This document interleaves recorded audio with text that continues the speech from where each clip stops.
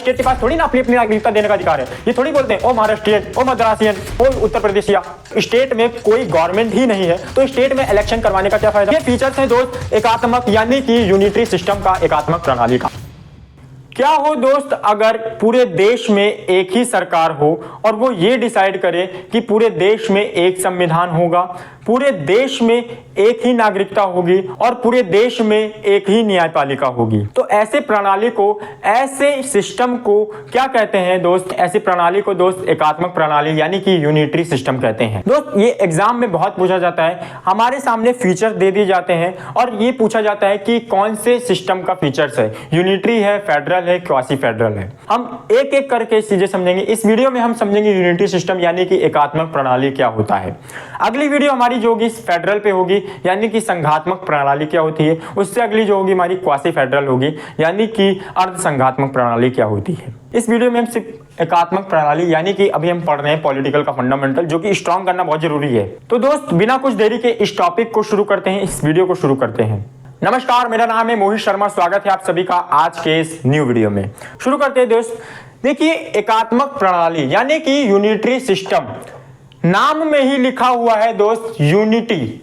आपको नाम से ही पता चल रहा है यूनिटी निकल के आ रहा है, नाम से ही यूनिटी निकल के आ रहा है। यहां से एकात्मक से ही आपको एकता नजर में आ रही है यानी कि एकता। ठीक है, एकता क्या? एकता। यहां पे यूनिटी नजर में आ रही होगी, यूनिटी। इस सिस्टम में दोस्त 6 फीचर्स हैं। 6 फीचर्स को एकदम बेसिक से समझेंगे, एक एक करके सारे फीचर्स समझेंगे। पहला फीचर्स ये है कि यूनिटरी सिस्टम में कोई भी अगर पूरे देश में सरकार बनती है तो वो सिर्फ सेंट्रल गवर्नमेंट की बनती है। और इस सिस्टम को इसीलिए केंद्रीकृत प्रणाली भी बोलते हैं। क्या बोलते हैं? केंद्रीकृत प्रणाली, केंद्रीकृत प्रणाली, केंद्रीकृत प्रणाली। ठीक है, और इसी को सेंट्रलाइज सिस्टम बोलते हैं इंग्लिश में, सेंट्रलाइज सिस्टम। ठीक है, सेंट्रलाइज सिस्टम।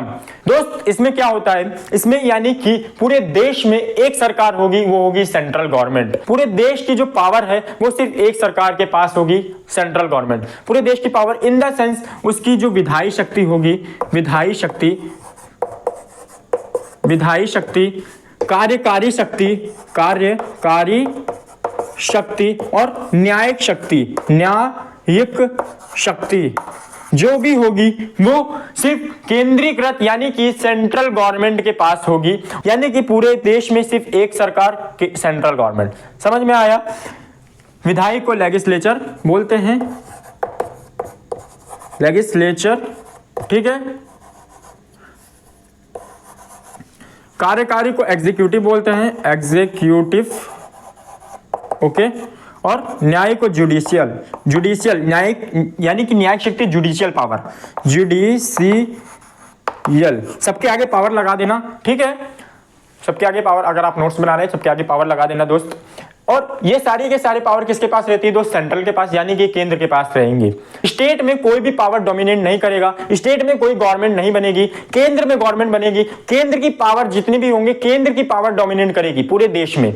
समझ में आया? तो पहला फीचर हमने इजी वे में समझा। अब हम सेकंड फीचर की ओर मूव करते हैं। पहला फीचर का कंक्लूजन मैं अभी बता दे रहा हूं, पूरे देश में सिर्फ एक सरकार होगी, वो होगी केंद्र सरकार, कोई स्टेट गवर्नमेंट नहीं होगी। सेकंड फीचर्स क्या होता है दोस्त? सेकंड फीचर्स में यह है कि पूरे देश में एक संविधान होगा, पूरे देश में एक संविधान होगा, एक संविधान। ठीक है, one constitution, ONE, one constitution,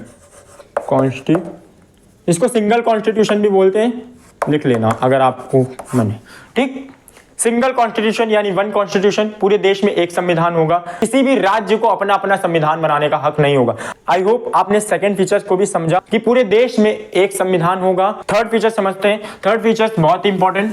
third features क्या है कि पूरे देश में एकल नागरिकता, एकल नागरिकता। ठीक है, एकल नागरिकता, सिंगल सिटीजनशिप, ठीक है, इसके आगे का ये नीचे लिख दिया मैंने, ठीक है। सिंगल सिटीजनशिप, पूरे देश में सिंगल सिटीजनशिप जो दूसरा फीचर्स था, और तीसरा फीचर्स हमारे इंडिया में भी है। हमारे इंडिया में एक ही कॉन्स्टिट्यूशन है, हमारे इंडिया में एकल नागरिकता ही है। हर स्टेट के पास थोड़ी ना अपनी अपनी नागरिकता देने का अधिकार है। ये थोड़ी बोलते हैं ओ महाराष्ट्रियन, ओ मद्रासियन, ओ उत्तर प्रदेशिया, ऐसे थोड़ी। पूरे देश में एक ही नागरिकता, वो है दोस्त हम भारतीय हैं।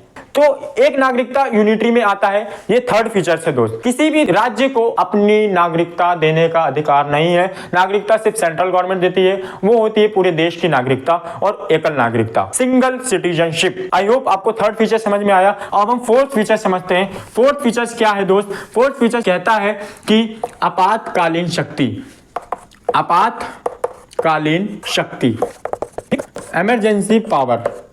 जब किसी देश में आर्थिक संकट आता है, किसी देश की स्थिति कमजोर होने लगती है, किसी देश में कोई भी व्यवस्था बिगड़ने लगती है, किसी देश में कोई भारी संकट आ जाता है, युद्ध के कारण कोई संकट आता है, तो उस देश की जो सेंट्रल गवर्नमेंट है वो पूरे देश में आपातकाल लगाता है। तो इमरजेंसी की जो शक्ति है वो यूनिटरी सिस्टम में आता है, और यूनिटरी सिस्टम का पार्ट है कि सेंट्रल गवर्नमेंट के पास ही इमरजेंसी लगाने की शक्ति होगी। अगला फीचर जो समझेंगे दोस्त, अगला फीचर बहुत ही इंपॉर्टेंट अगला फीचर भी है। क्या है अगला फीचर्स? क्या है कि पूरे देश में एक ही, हमने 4 फीचर्स कवर कर लिए, ये 5वां फीचर्स है, एक ही न्यायपालिका। एक ही न्यायपालिका होगी, सिंगल जुडिशरी।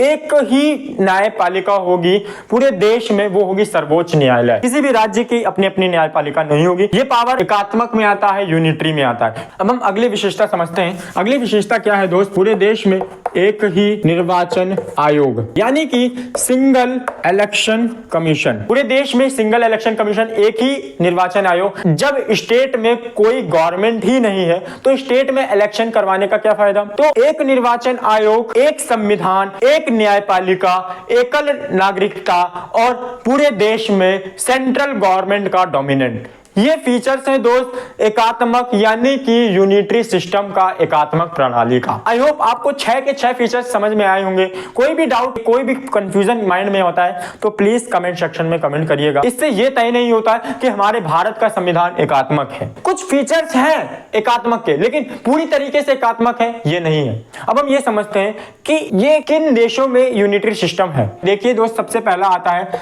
ब्रिटेन, दूसरा आता है फ्रांस, तीसरा आता है चीन, चौथा आता है जापान, और भी बहुत सारे देश हैं जिसमें ये सिस्टम, यूनिटरी सिस्टम है। ये कारण क्या होते हैं? कम जनसंख्या और कम क्षेत्रफल वाले देशों में एकात्मक प्रणाली है। देखिए अब हम इसके लाभ के बारे में समझते हैं। इसके लाभ क्या है? लाभ क्या है कि